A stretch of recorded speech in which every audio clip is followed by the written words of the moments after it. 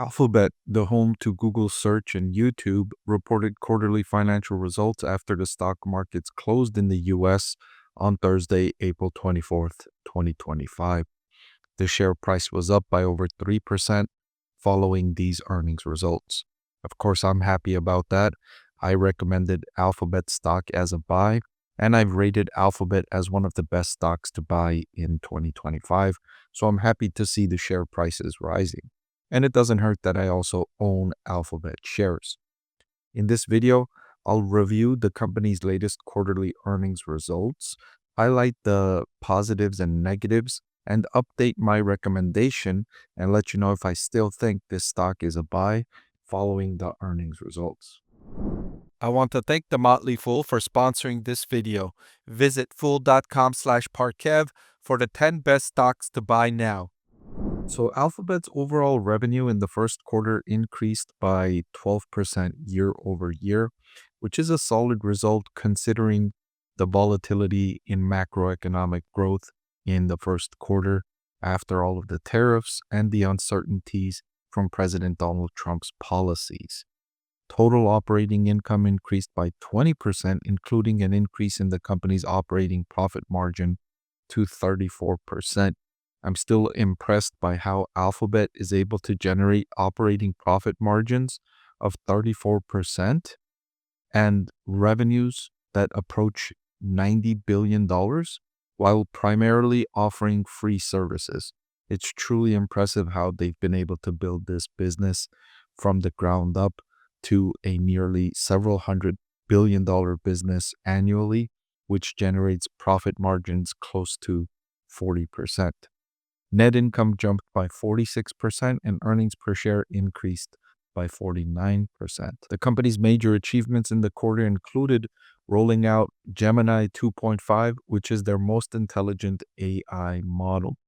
So Alphabet has been competing with ChatGPT and Anthropic's AI model as some of the top large language models in existence today.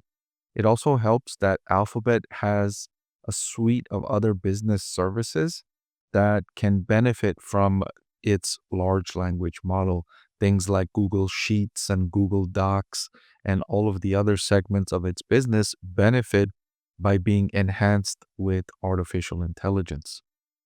Google Search, which is one of the areas I've been paying closest attention to with Alphabet, saw continued strong growth boosted by the engagement they're seeing with features like AI overviews, which now has 1.5 billion users per month. So I've been talking about Google Search as the biggest risk to Alphabet's business right now, and it's because the way large language models are impacting the way consumers search. Their search behavior is changing as a result of large language models, and Google Search is a big part of Alphabet's business. So that's the risk in how that business is impacted with AI. Does it lose revenue? Does it lose profitability? And I've been trying to answer those questions each and every quarter as the company updates results. And each and every quarter, I get continued positive results from the Google Search segment. So as time progresses and Google Search continues to defend itself well against large language models and the changing consumer search behavior, I become even more confident with Alphabet's business. The only reason Alphabet stock is trading at such a cheap valuation, a forward PE of under 20, is because of the risk to the Google Search business. So as it continues to defend that business, that risk should diminish and therefore the valuation should increase. YouTube and Google One surpassed over 270 million paid subscriptions, and Google's cloud business is growing rapidly, gaining market share as they experience significant demand for their solutions. And the AI enhancements are helping Google Cloud improve. Operating income in this segment jumped by more than 2x, and it's now a annualized over $8 billion in operating profit is coming from Google Cloud. I mentioned that Google Search continues to defend itself well. You can see in the quarter that ended March 31st, Google Search and other revenue jumped to $50.7 billion, and that was up from 46.15 billion in the same quarter last year. So not only is it keeping existing revenue, but it's actually growing by roughly 10% year over year.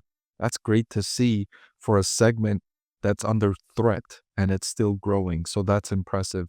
And then I mentioned Google Cloud revenues jumped from 9.6 billion up to 12.2 billion, with operating income in Google Cloud jumping by more than 2x from 900 million up to 2.2 billion.